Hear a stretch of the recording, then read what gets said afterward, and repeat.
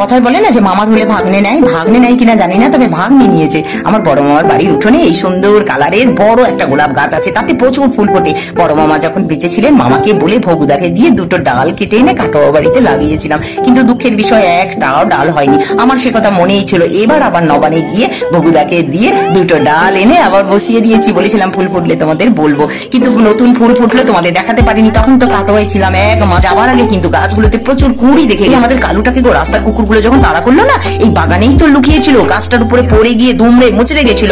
সেই গাছকে আবার একটা বালতির মধ্যে মাটি জল সার দিয়ে সুস্থ করে বাঁচিয়ে দিয়েছে জয়ীর বাবা। জবা গাছটা বাজার থেকে এনেছি, যত্ন করে লাগিয়েছি। কত ফুল ফুটে জানো, কৃষ্ণকালী মায়ের চরণে দিতে পারি। বর্ষাকাল এলে আরো ফুল ফুটবে।